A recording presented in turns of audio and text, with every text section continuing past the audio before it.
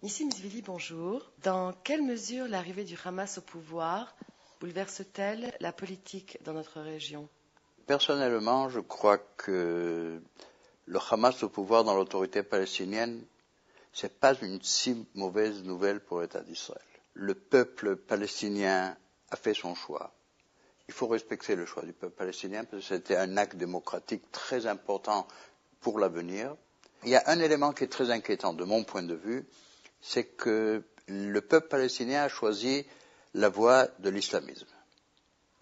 Ça veut dire que pour moi, le Hamas, ça représente tout d'abord un adversaire, un mouvement qui ne reconnaît pas l'existence de l'État d'Israël, mais le plus important, c'est qu'il représente un mouvement qui ne croit pas à la vraie démocratie. Le gouvernement israélien devra suivre avec beaucoup d'attention, je dirais, la prise de position du nouveau gouvernement palestinien et ses décisions. Est-ce que, entre le président de l'autorité palestinienne et le nouveau gouvernement élu palestinien, est-ce qu'ils trouveront cet équilibre nécessaire des fois pour gérer des crises, pour gérer des situations difficiles, pour gérer des situations délicates? Je l'espère pour le peuple palestinien. D'après vous, Nissim Zvili, sans Ariel Sharon, Ehud Olmert est-il capable d'affronter une crise sécuritaire majeure? Je crois que Ehud Olmert a la maturité et la sagesse nécessaires pour prendre les bonnes décisions.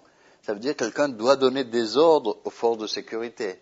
Et je crois qu'aujourd'hui, Ehud Olmert et l'équipe qui est autour de lui, qui s'est formée autour de lui, c'est une équipe qui peut permettre au peuple en Israël de dormir très bien la nuit et de savoir qu'on a quelqu'un sur qui on peut compter. Il a suffisamment d'expérience, je dis, suffisamment de sagesse et surtout la capacité d'écouter les recommandations des forces de sécurité différentes et à la fin de prendre des décisions. Si le Hamas au pouvoir reprend les attentats, cela signifie-t-il une déclaration de guerre de l'autorité palestinienne contre l'État d'Israël? Non, je ne crois pas que c'est une déclaration de guerre. Le Hamas, l'autorité palestinienne, le peuple palestinien n'est pas capable de mettre en danger l'existence de l'État d'Israël. Nous, on va continuer à lutter contre le terrorisme s'il sera encouragé par le Hamas ou s'il sera découragé par le Hamas. Tant qu'il y a des attentats terroristes qui risquent de mettre en danger la vie de citoyens israéliens, on continuera dans cette lutte antiterroriste avec toute la fermeté et la détermination nécessaires pour déraciner ce phénomène de la société israélienne. Nissim Zvili, merci.